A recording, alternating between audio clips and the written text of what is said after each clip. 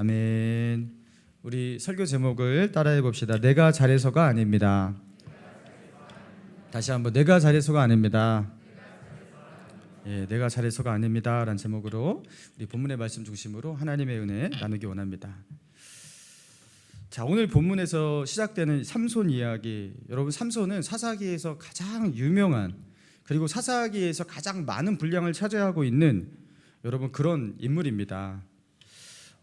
신자들은 당연히 삼손을 알고 있고 불신자들조차도 삼손을 모르는 사람이 없을 정도로 삼손은 굉장히 유명합니다.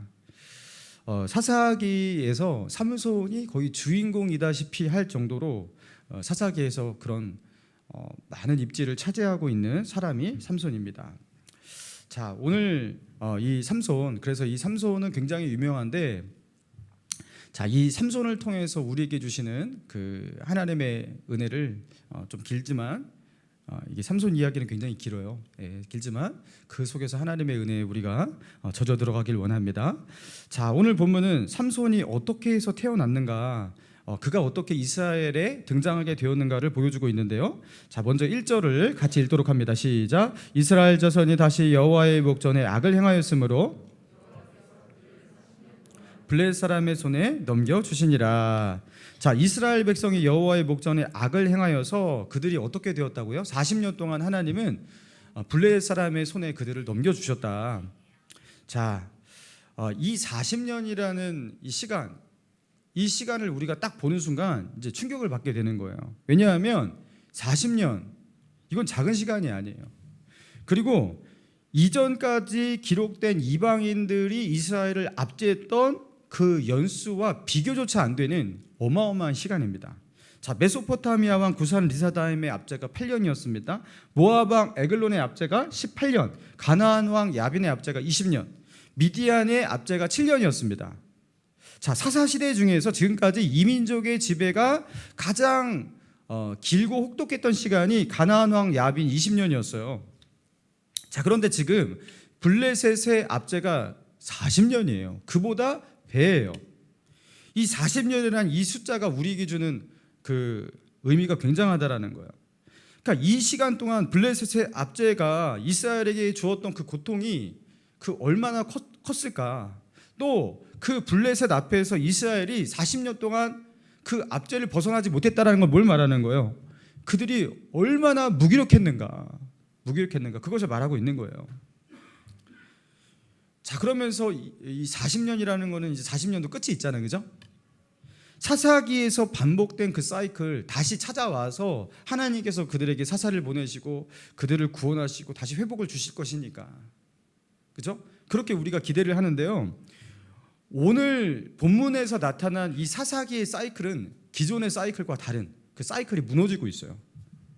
자, 이스라엘 백성이 하나님을 떠나서 타락해요. 그리고 하나님의 징계로 그들은 이방인의 침략과 압제를 받게 됩니다. 그리고 고난 중에 그들이 하나님을 찾고, 그죠? 부르짖고 회개하면 하나님은 그들을 위해서, 그들을 구원하기 위해서 사사를 세우시고 사사를 통해서 그들을 구원하신다라는, 여러분 이 이야기, 여러분 이게 하나의 사이클인데, 이 사이클이 있기 때문에 그들은 다시 회복하여서 민족과 나라를 이루면서 살 수 있는 것이었어요. 자, 그런데 40년이라는 숫자는요, 이 사이클을 무너지게 만드는 숫자인 거예요. 그 민족이 다시 소생하고 회복할 수 있는 그런 기회와 소망을 무너뜨리는 시간인 거예요. 40년 동안 다른 민족에게 탈취를 당하고 죽임을 당하고 압제를 당한다. 여러분 다시 소생하기 힘든 거예요. 완전히 주저앉고 망해버릴지도 모른다라는 그 위기의 숫자가 이 40년인 거예요. 자, 그런 암담한 상황 속에서 삼손이라는 사사가 등장하는 겁니다. 자, 어떻게 그가 태어났는가? 2절의 말씀, 2절 3절 같이 읽도록 합니다. 시작. 소라 땅의 단지파의 가족 중에 임신하지 못함으로 출산하지 못하더니 여호와의 사자가 그 여인에게 나타나서 못하였으나 이제 임신하여 아들을 낳으리니. 자, 사사 삼손이 어떻게 출생하게 되었는지 말하고 있는데요. 자, 사사 삼손은 그 출생부터 하나님의 구원 계획 속에서 이루어지는데, 자, 이 본문에서 나와 있는 이 특이점이 무엇이냐면요, 삼손이라는 이스라엘을 구원하는 사사를 이스라엘 가운데 이제 보내신다 하는데요. 이스라엘 백성이 여호와를 다시 우상을 버리고 여호와를 찾고 뭐 부르짖고 구하고 회개하고 그리고 난 뒤에 보통 하나님은 사사를 일으키시거든요. 그렇죠? 지금까지 한결같이 그랬단 말이에요. 그런데 하나님을 찾았다, 여호와를 찾았다, 뭐 여호와를 구하고 뭐 회개했다, 어떠한 기록도 나와 있지 않습니다. 처음으로 그들이 여호와를 찾지 않았어요. 찾지 않았는데 하나님께서 먼저 이스라엘을 구원하시기 위해서 그죠, 구원자 사사를 보내시는, 여러분, 그런 최초의 경우가 발생한 거예요.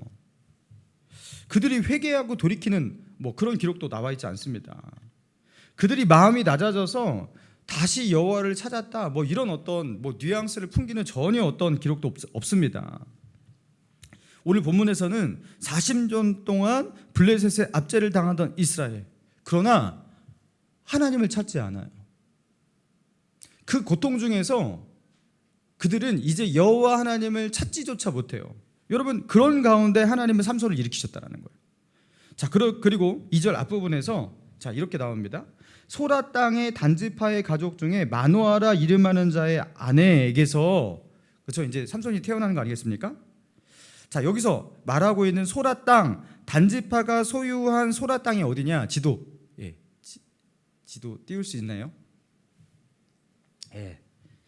자, 단지파가 원래 배분받은 땅은요, 저기 단지파 이렇게 빨간 베냐민과 에브라임 옆으로 서쪽으로 해갖고 단지파의 땅이 있죠. 그러니까 단지파는 저 해안 쪽이 단지파의 땅이에요, 원래. 자, 그리고 저기 중간 부분에 이제 소라라는 그 마을이 있는 거죠. 그 성읍이 있는 거죠. 거기가 이제 그 마노아가 살던 데예요. 삼손이 태어난 데예요. 자, 그런데 저 땅을 보면 여러분 드는 생각이 무엇입니까? 밑에 블레셋이 있죠. 그죠? 이 블레셋이 그 역대 모든 이방 민족 중에서 이스라엘을 아주 그냥 자근자근 밟으면서, 그죠, 이스라엘을 괴롭히는 아주 그냥 이스라엘의 최고 대적이 이방인의 그 이스라엘을 괴롭히는 끝판왕이 저 블레셋이에요. 블레셋은 힘이 강해요. 그들의 뭐 키만 막 크고 그런 것이 아니라 철기 문명을 가지고 있어요. 이스라엘 백성들은 아직 완전한 철기로 넘어오지 못했어요, 문명이. 그렇지만 쟤네들은 진작 철기로 넘어왔고 그들보다 더 고도화된 문화와 문명과 무기를 갖추고 있는 그 블레셋을 이기기가 너무나 힘든 거예요. 자, 그런데 단지파는 저 블레셋과 맞닿아 있어요. 여러분, 그러니까 이 단지파가 어떻게 됩니까? 뒤에 보면요, 사사기 뒷부분에 보면 이 단지파가 이 땅을 버리고 어디로 도망갑니까? 저 북쪽. 자, 저 북쪽에 보니까 저기 게네사렛 호수, 갈릴리 호수 위쪽에 보니까 단지파의 땅이 또 있죠. 블레셋의 등살에 못 이겨갖고 단지파가요, 자기의 땅을 버리고 그들이 배분받은 땅을 포기하고 절로 도망간 거예요. 여러분, 그러니까 이 단지파가 원래 약한 지파가 아닌데 블레셋의 이 등살 속에서, 그렇죠, 거의 뭐 이스라엘 지파의 방패막이가 되는 단지파 아니겠습니까? 그러니까 이 단지파의 그 위치 자체가요, 이렇게 참 암울한 거예요. 자, 그런데 그 단지파 한가운데 이 블레셋을 마주하고 있는 소라 땅에, 여러분, 거기서 누가 태어난다? 예, 삼손이 태어난다. 굉장히 암울한 땅에서. 자, 게다가 그 마노아라는 이제 마노아는 삼손의 아버지가 되고 마노아의 아내가 이제 마노아의 아내, 그러니까 삼손의 어머니의 이름이 기록되어 있지 않는데요. 그 마노아의 아내는 어떤 상태라고 기록하고 있습니까? 그의 아내가 임신하지 못함으로 출산하지 못하더니 불임의 상태예요. 불임.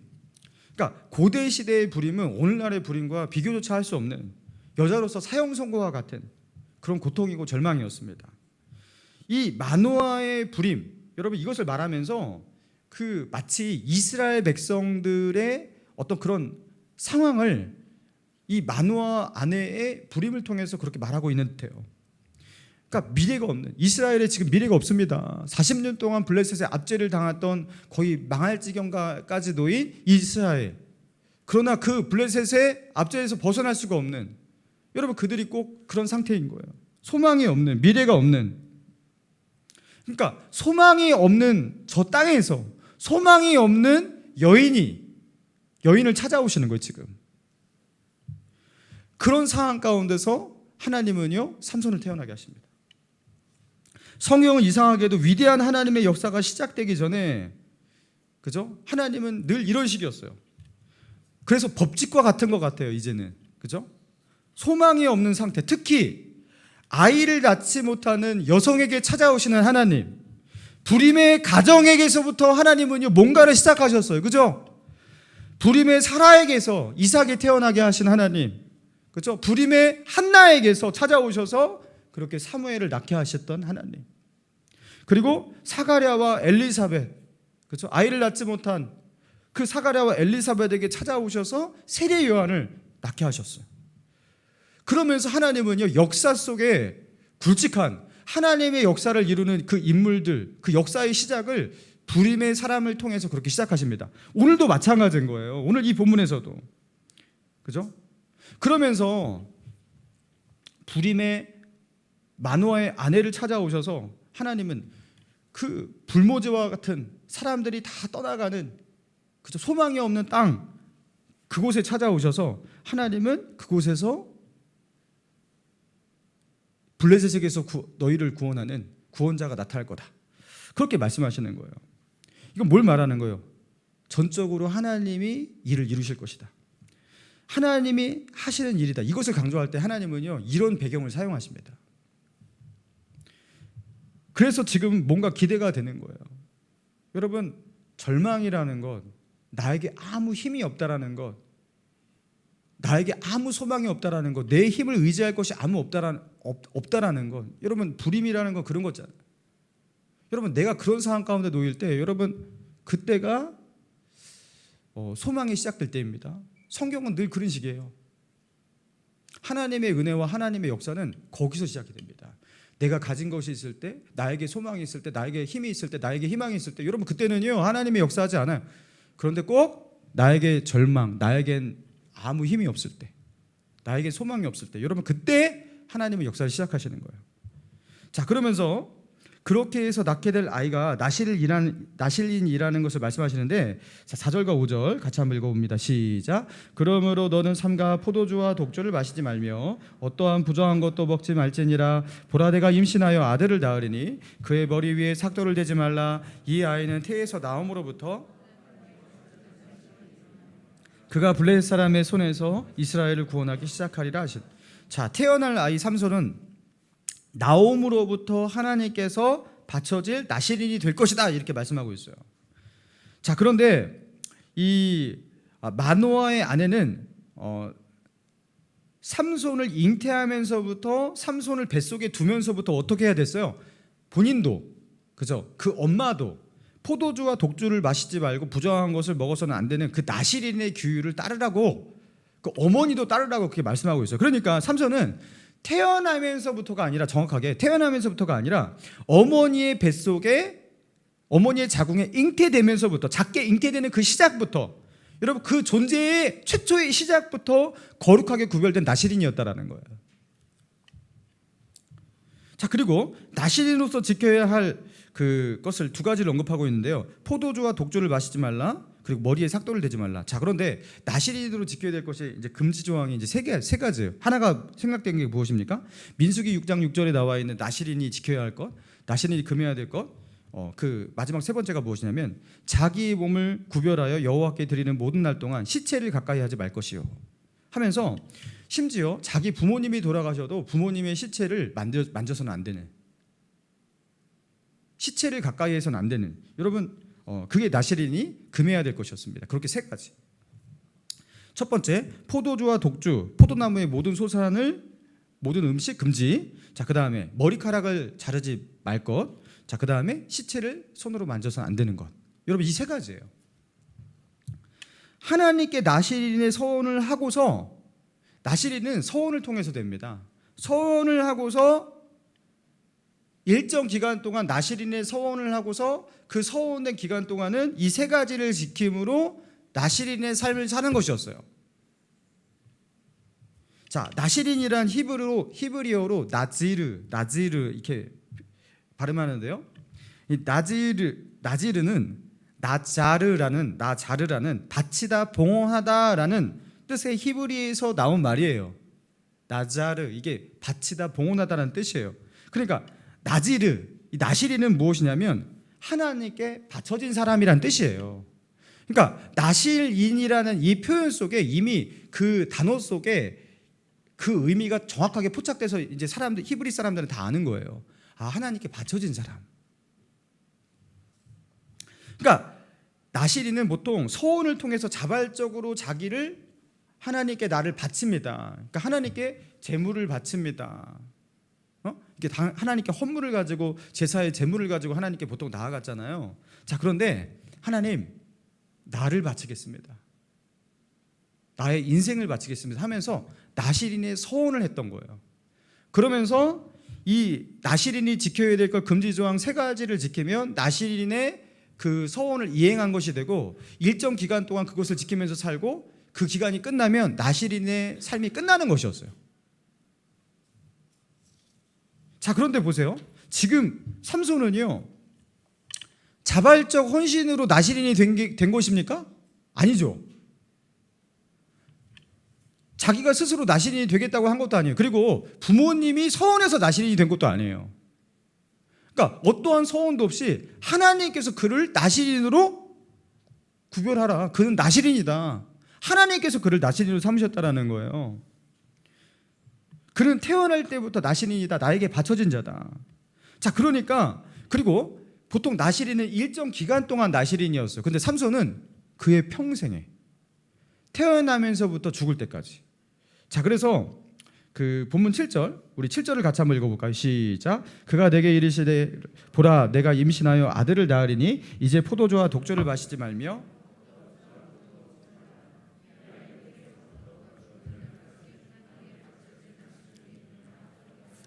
자, 그 마노아의 아내가 그 남편 마노아에게 자기가 하나님의 사자에게 들은 말씀을 그렇게 말할 때 이렇게 표현했어요. 이 아이는 태에서부터 그가 죽는 날까지 하나님께 바쳐진 나시린. 그가 죽는 날까지, 그의 죽는 날까지 하나님께 끝까지 바쳐질 나시린이라는 이 표현을 하는데, 여러분, 이 의미심장합니다. 하나님께 죽는 날까지 바쳐진 이 나시린, 여러분 정말로 이 나시린 삼손을 통해서 하나님은 어떻게 역사하셨습니까? 삼손이 죽을 때를 여러분 기억하십니까? 삼손이 죽을 때, 그죠? 두 기둥을 끌어안고, 그죠? 그렇게 무너뜨리면서 그 연회 속에서 즐기던 그 블레셋 사람들이 거기서 다 깔려서 그 무너짐 속에서 죽었지 않습니까? 자, 그런데 성경에 그렇게 표현되어 있어요. 그가 살았을 때에 죽인 블레셋 사람보다 그가 죽을 때에 죽인 자가 더 많았더라. 그러니까 삼손이 블레셋에게서 이스라엘을 구원하는 사사로서, 그 사명자로서 태어났는데요, 블레셋 사람들에게서 이스라엘을 구원하기 위해서 블레셋 사람들을 죽여야 되잖아요. 그죠? 그들은 이스라엘 사람들을 죽이는 자니까 그들을 죽여야지 해방이 되는 거예요. 자, 그런데 삼손은 그가 죽을 때 사사로서 가장 강력하게 쓰임 받습니다. 왜냐하면 그가 살았을 때에 죽인 자보다 그가 죽었을 때에 죽인 블레셋 사람들이 더 많았으니까요. 그러면서 정말로 이 말씀대로 그는 그의 죽음까지, 그 죽음의 순간까지 쓰임을 받게 되었다라는 거예요. 자, 그렇다면 자, 오늘 이 본문을 보면서 가지게 되는 의문점이 있는데요. 왜 지금까지 등장했던 이 사사들과 다르게, 그 사사에 등장하는 그 패턴, 그 사이클과 다르게 너무나 다른 모습의 이 사사의 등장이 이루어지는데요. 자, 그 의문이 3가지로 요약이 될 수 있어요. 첫 번째, 이스라엘 백성이 회개하지도 않고 하나님을 부르고 찾지도 않았는데 왜 하나님은 구원자 사사를 보냈는가? 이게 의문이에요. 두 번째, 하나님은 사사를 이렇게 태어나면서부터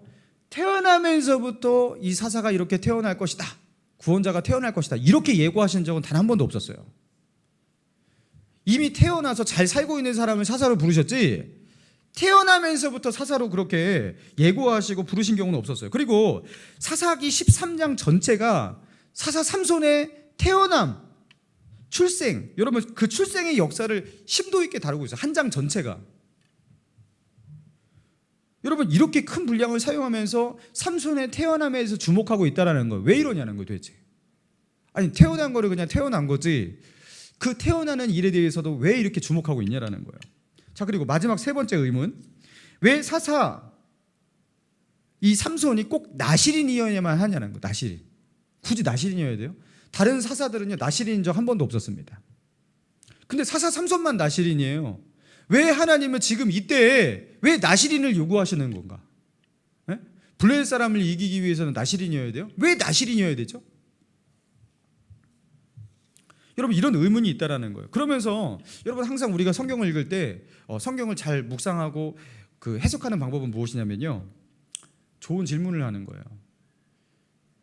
왜 이러지? 한번 이상하다? 이런 질문. 여러분 이런 질문이 떠오르면 이제 그게 묵상이 되고 있는 거예요. 그리고 그 질문 속에 뭐가 숨겨져 있냐면 하나님께서 우리에게 주신 메시지가 숨겨져 있는 겁니다. 여기도 마찬가지인 거예요. 하나님은 그동안 사사기에서 나왔던 모습과 너무나 다른 그런 역사를 보여주고 계시는데요, 지금 이스라엘 백성을 구원하는 그 일을 다른 방식으로 하고 있는데요, 자 지금 이 모습을 통해서 이 의문점을 통해서 하나님은 우리에게 말씀하시는 거예요. 이스라엘 백성에게 말씀하시는 거예요. 너희 편에는 소망이 없다. 이스라엘 백성은 블레셋의 압제 속에서 회개하고 하나님을 찾아야 되는데 그들은 40년 동안 하나님을 찾고 회개하고 그렇게 하지 못했습니다. 그러니까 이들은 이제 하나님을 다시 찾고 부르짖고 회개할 수 있는 영적인 힘조차도 없어요.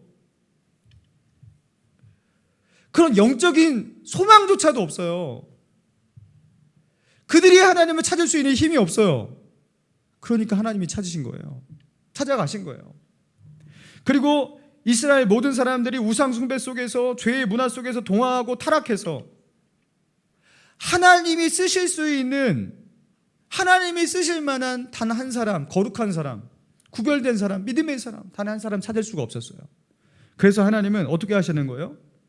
너희 가운데서는 내가 쓸 사람이 없다. 너희 가운데서는 소망이 없다. 그러면서 하나님은 불임의 태, 다친 태, 아기를 낳을 수 없는 사람을 찾으셔서 하나님이 낳게 하시고 하나님께서 그를 거룩한 사람으로 태에서부터 구별하시고 그래서 그를 하나님의 사람으로 민족을 구원할 나신으로 구별된 사람으로 그렇게 시작하십니다. 왜? 지금에 있는 사람들에게는 소망이 없기 때문에. 그러면서 지금까지 나왔던 사사의 그 패턴과 너무 다른 이 모습을 보여주시면서 지금 뭘 말씀하시는 거냐면 이건 전적으로 누가 하는 일이다? 하나님이 하시는 일이다. 이거 너희가 하는 것이 아니라 내가 하는 일이다.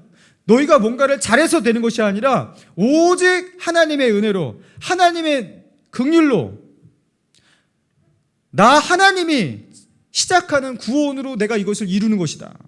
나의 능력으로 이것을 이루는 것이다. 지금 그걸 말씀하고 있는 거예요. 자, 그리고 여러분 삼손의 생애를 누구보다 잘 알고 계시지 않습니까? 삼손은요 사실 나실인이었고 나실인으로 태어났지만 나실인처럼, 그러니까 나실인의 모양은 지키고 살았어요. 머리 안 깎았어요. 나중에 이제 머리가 강제로 깎였죠. 스스로 깎지 않고서 아마 포도나무의 소선도 멀리하면서 그렇게 나실인의 그 금지 조항을 지키면서 살았던 것으로 보입니다. 자, 나실인의 모양은 분명히 지켰어요. 그렇지만 나실인의 마음을 갖고 있었습니까? 정말 하나님께 바쳐진 자의 모양을 가지고서, 그 마음을 가지고서 진실된 나실인의 삶을 살았습니까? 그렇지 않았죠. 여러분 삼손이 어떻게 살았는지 여러분 잘 알잖아요. 삼손이 여자가 얼마나 많이 바뀌어요, 그죠? 맨날 블레셋 여자들, 특히 그냥 블레셋 여자를 좋아해. 그래갖고 그냥 그 여자들 따라다니다가 여러분 쌈박질하고 죽이고 여러분 그랬던 거 아니겠습니까? 나실인으로 태어났지만 나실인처럼 경건하게 거룩하게 살지 못하는 그런 삼손이었어요. 여러분 그런데 그리고 그 삼손을, 그 마노아의 아내 그 어머니도 삼손을 믿음으로 경건하게 나실인처럼 키울 수 있는 영적인 힘이 없었어요. 이게 지금 이스라엘의 상황이에요. 진짜 소망이 없어요. 다음 세대가 소망이라고 말하지만 다음 세대를 믿음으로 키울 힘이 나에게 없어요. 삼손을 믿음으로 키워낼 힘이 없는 거예요. 자, 그런데 하나님은 그렇게 나실인 같지 않은 나실인 삼손일지라도 하나님은 어떻게 하십니까? 그를 통해서 블레셋을 치십니다. 그를 통해서 이스라엘을 구원하십니다. 나시린처럼, 그렇죠? 나시린의 마음을 갖지 않은, 하나님께 구별된 삶을 그렇게 살지 않는 삼손일지라도 하나님은 어떻게 하시는 거예요? 그를 통해서 결국에 이스라엘을 구원하시는 일을 시작하십니다. 여러분, 뭘 말하는 거예요? 이거는 절대로 너희가 잘해서가 아니라는 거예요. 너희가 잘해서 지금 이 구원이 이루어지는 것이 아니라는 거예요. 너희가 나를 찾아서 구원하는 것이 아니라는 거예요. 너희가 거룩해서 쓰임받는 것도 아니라는 거예요.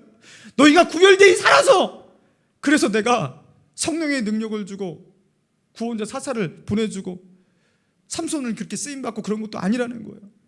다음 세대를 잘 키워서 그래서 그런 것도 아니라는 거예요. 하나님이 하시는 겁니다. 여러분, 은혜라는 것을 여기서 깨달아야 돼요. 여러분, 은혜 받았습니다. 우리 은혜에 대해서 우리 은혜라는 말 굉장히 좋아하잖아요. 그래서 은혜.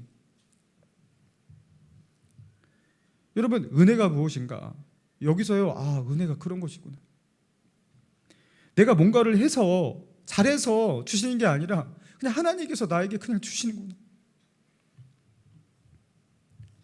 전부 다 하나님께서, 나에게서 일하는 것이 아니라 다 하나님께서 하나님의 마음으로, 하나님의 국률로, 하나님의 사랑으로 내게 거저주시는 은혜.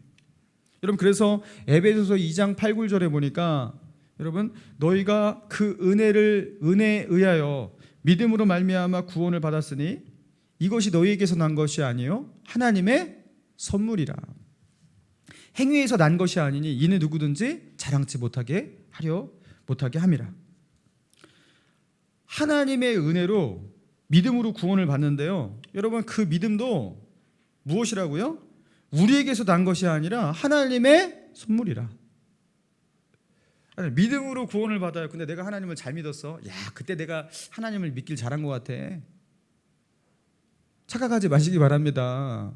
하나님께서 믿음을 주지 않으면 아무도 하나님을 믿을 수가 없습니다. 할렐루야.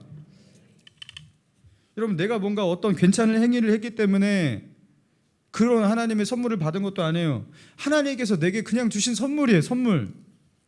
그래서 그 누구도 하나님 앞에서 자랑하지 못하게 하신다. 여러분, 내가 지금 예수님이 믿어지십니까? 나 예수님이 믿어져요. 그러시는 분 아멘. 하나님의 선물이에요. 하나님이 여러분에게 은혜를 주셔갖고 하나님이 믿어지고, 예수님의 십자가 사랑이 그게 믿어지고, 나를 향한 사랑으로 믿어지고, 막 그게 느껴지고, 그래서 내 삶 가운데 내가 이제는 예전과 같은 그런 삶을 살아갈 수가 없고, 여러분, 이게 믿어지는 게 이게 은혜예요.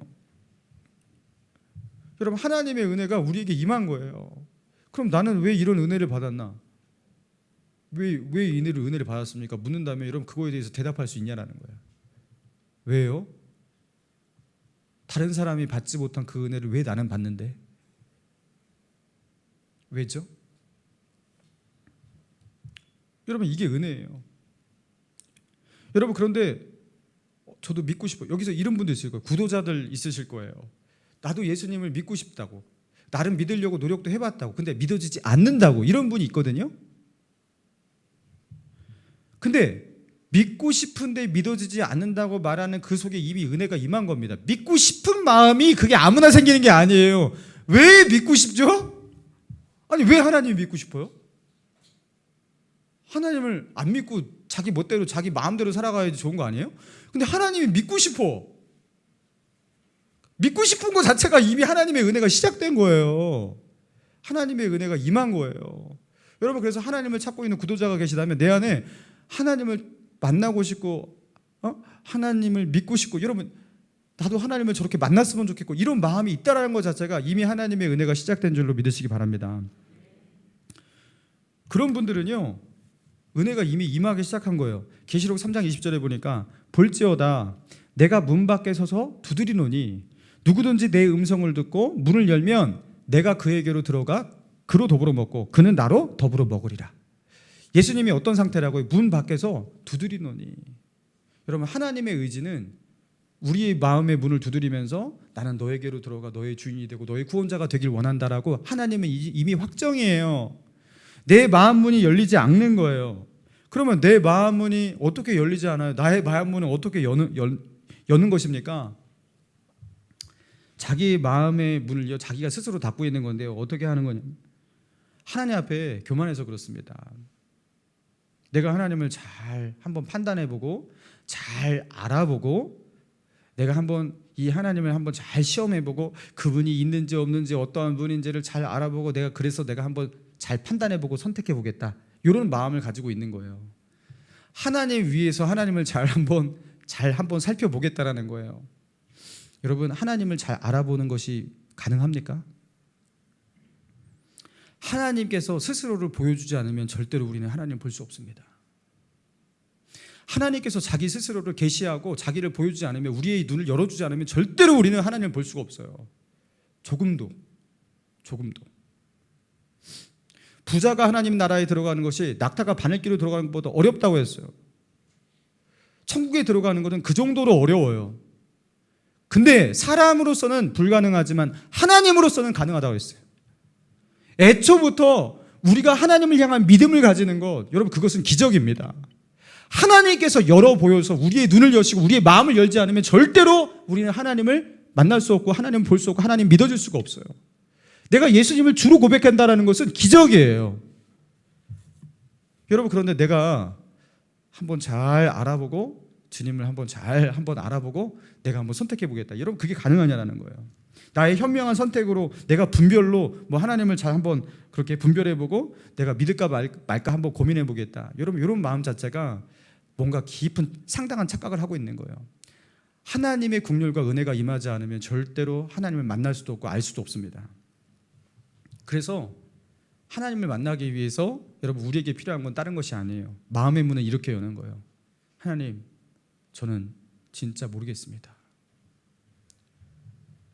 하나님, 그러나 저는 하나님이 살아계시다면 하나님을 만나고 싶고 하나님을 믿고 싶습니다. 하나님, 저를 좀 어떻게 해주세요. 요 기도를 할 때 마음이 열린 거예요.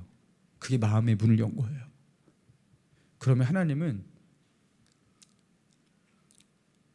1초도 지체하지 않고 들어가십니다. 그 마음 안에. 주님의 은혜는 그때부터 폭포수같이 임합니다. 우리의 교만 속에, 내가 하나님 위해서 하나님을 판단하려고 하는 그 교만 속에 마음이 닫힌 거예요. 여러분, 예수를 믿고 구원받은 사람, 믿음으로 살고 있는 분에게는 은혜가 끝났냐? 나는 이미 은혜를 받았으니까 은혜는 이제 나는 은혜를 다 체험했냐? 자, 이제 진짜 은혜로 사는 삶이 시작이 됩니다. 여러분, 삼손이 나실인의 서원을 세 가지 지켜야 됐어요, 그죠? 자, 세 가지가 무엇입니까? 예? 머리 자르지 않는 것, 술 안 마시는 것, 시체 안 만지는 것. 여러분, 이게 그렇게 어려운 거예요? 자, 솔직히 한번 말해보세요. 여러분, 이게 그렇게 안 어려운 거예요? 저 술 안 마십니다, 그죠? 그 시체 지금까지 만져본 적 한 번 있긴 있어요. 예.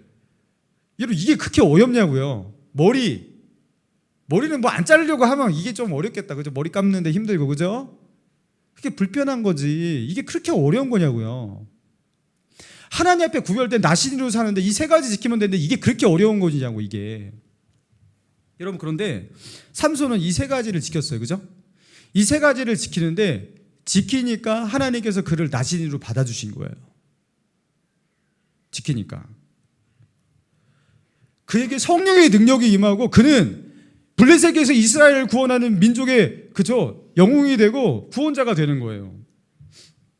여러분, 이게 뭘 말하는 거예요? 나신에게 이 세 가지를 지킨다고 하나님을 그를 거룩하다 여기시고 그에게 성령을 부어주시고 그에게 하늘의 능력과 힘을 주시고, 그죠, 이스라엘 구원하는 그 사역 가운데 동참케 하시는 이 자체가 하나님의 은혜인 거예요. 내가 그 몇 가지 지키고서 믿음으로 몇 가지를 살았다고 여러분 정말로 내가 정말 그 은혜 받을 만한 자격이 생기는 건 맞습니까?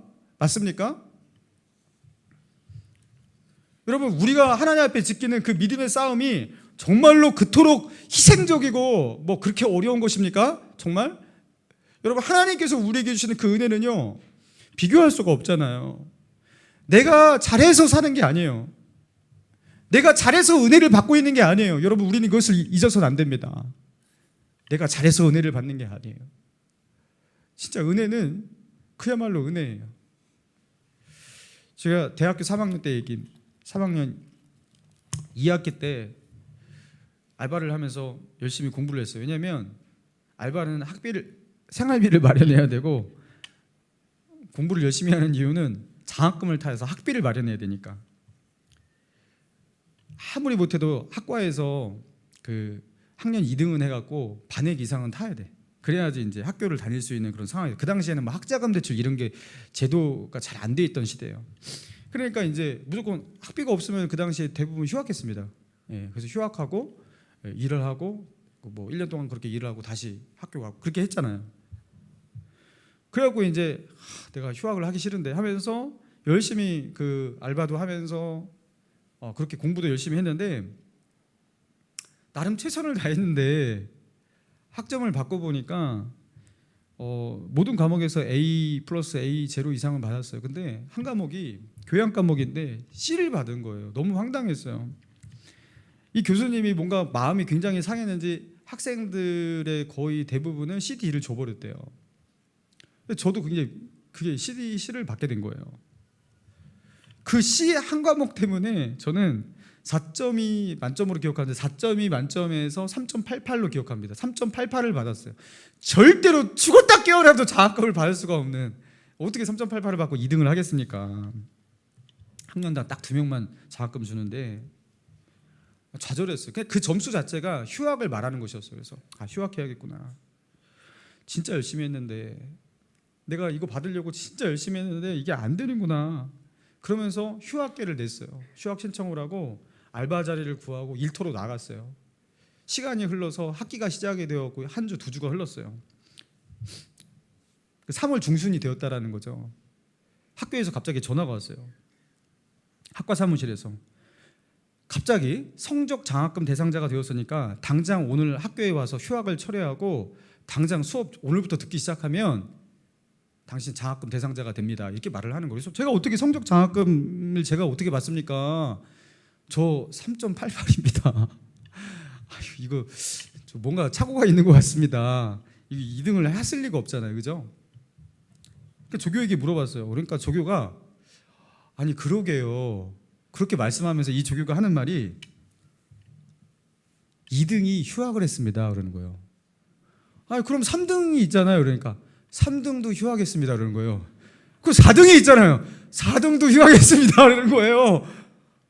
아니 저는 그 5등도 안 될 것 같은데요. 그러니까 어떻게 제가 그 점수가 그 가운데 들 수 있죠. 그러니까 이번에 이상하게 애들이 학점을 다 못 받았습니다. 제가 강제 2등이 됐어요. 그래갖고 제가 이제 성적 장학금 대상자가 되었다라는 거예요. 여러분 지금 이거 한번 웃으면서 듣지만 저는 그때요 전율을 느꼈어요. 어떤 전율이었냐면, 저는 내가 공부 잘해갖고 장학금 받겠다 이랬거든요. 제가 공부 잘해갖고 내가 받을 수 있어 하면서 막 공부 잘해갖고 받겠다. 내가 내 힘으로 아무튼 내가 이 학교를 다녀보겠다 막 이랬거든요. 근데 잘 받지를 못했어요. 공부 점수를 잘 받지를 못했단 말이에요, 결과적으로. 근데 내 성적으로 장학금을 받은 게 아니라 3.88은 장학금을 받을 수가 없으니까 받은 게 아니라 하나님께서 강대성에게 장학금을 주려고 다른 아이들을 다 휴학시켜버렸어요. 휴학시켜버리고 그리고 다른 아이들 성적을 제 밑으로 다 깔아버리셨어요. 그래서 저를 강제 2등을 만드셨어요. 이건 그렇게밖에 해석이 안 돼. 한 번도 3.88이 장학금을 받은 적이 없었대요. 4.20 이하는 장학금을 받은 적이 역사 속에 없었대요. 제가 최초래요. 사랑하는 성도 여러분, 내가 잘해서 받는 게 아닙니다. 저는 그때 은혜라는 게 뭔지 그때 진짜 체험했어요. 내가 잘해서 진짜 받은 거 아니다. 이거 진짜 하나님, 이거는 진짜 내가 잘해서 받은 게 아닙니다. 하나님께서 나에게 주시려고 해서 나에게 그냥 주신 겁니다. 할렐루야. 내가 자격이 있어서 받은 게 아니에요. 하나님께서 그냥 나 주시려고 자격 없는 자에게 베푸신 거예요. 잘하는 것 하나 없는 자에게 베푸시는 하나님의 선물이 은혜이고요, 하나님의 사랑이고 구원이고 능력이고 역사, 여러분 그것이 은혜인 줄로 믿습니다. 여러분 하나님께서 내가 잘해서 주신 것이 아니라 그냥 내게 주신 거예요. 참 이 은혜를 설명할 때 참 힘들어요. 뭔가 근거가 있어야지 이렇게 해서 주셨다 그래야 되는데, 이 은혜라는 것은 그냥 주시는 거니까. 여러분 우리는 은혜 받은 자예요. 여러분 은혜 받은 자가 그 은혜를 누리고 있을 때 여러분 어떤 일이 일어나냐면요, 자기가 은혜를 받았기 때문에 다른 사람한테 막 주장하지 않아. 자기는 자격이 없는 자잖아요, 그죠? 그리고 은혜가 떨어질 때 여러분 일어나는 현상이 무엇인지 아십니까? 권리를 주장해. 자꾸 권리. 그러니까 자기가 은혜 받은 자가 되면 절대 권리를 주장하지 않아요. 내가 마땅히 이런 권리가 있습니다, 내가 이것도 못합니까? 이것도 못 누립니까? 이 정도는 할 수 있지 않습니까? 은혜가 떨어진 사람은 이렇게 돼요.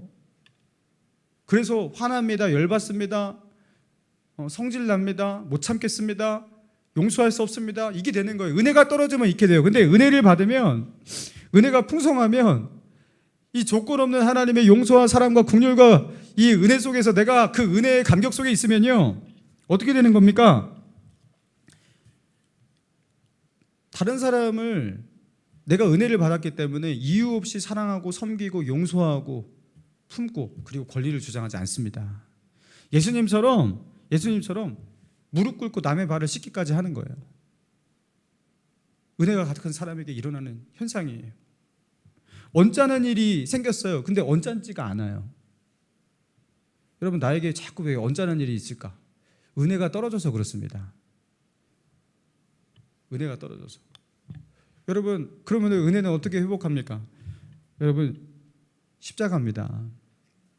여러분 예수 그리스도께서 십자가에서 죽으시고 그분께서 십자가에서 죽으심으로 우리를 구원하셨어요. 여러분 그 십자가에 계신 예수님을 눈을 감고 한 번만 바라보세요. 자, 눈을 한번 감아보세요. 우리를 위해서, 나를 위해서 십자가에 죽으신 그 십자가에 달려 계신 예수님을 한번 상상 속에 그려보시기 바랍니다. 그리고 그 예수님께서 여러분의 이름을 부르십니다. 대성아, 여러분의 이름을 부르십니다. 상상해 보세요. 아직도 권리를 주장할 수 있습니까? 눈 뜨셔도 돼요. 십자가에서 죽으신 그 예수님, 여러분 그 은혜를 생각하면서 아직도 내 권리를 주장할 수가 있냐고요. 그게 가능하냐고요. 그게. 여러분 그 십자가 앞에서 우리는요 아무 권리를 주장할 수 없는 은혜의 사람이 되는 거예요. 할렐루야. 여러분 이게 안 되시는 분들은요 예수님의 십자가를 늘 생각하지 않고 살아서 그렇게 되는 거예요. 예수님의 십자가를 그냥 밑에 판부터 버리고 그냥 사는 거예요. 여러분 예수님께서 우리에게 베푸신 그 은혜를 꽉 붙드십시오. 절대로 잊지 마십시오. 나에게 거저주신 그 용서와 사랑을 절대로 잊지 마십시오. 그리고 그분이 그 십자가에서 나의 이름을 부르면서, 그렇죠? 나의 이름을 부르면서 대성아, 그 속에서 모든 것이 해결이 됩니다. 나에게는 아무 권리가 없습니다. 오늘부터 그 은혜 속에 살아갈 수 있는 저와 여러분 모두가 되시기를 주님의 이름으로 축원합니다. 우리 찬양하고 우리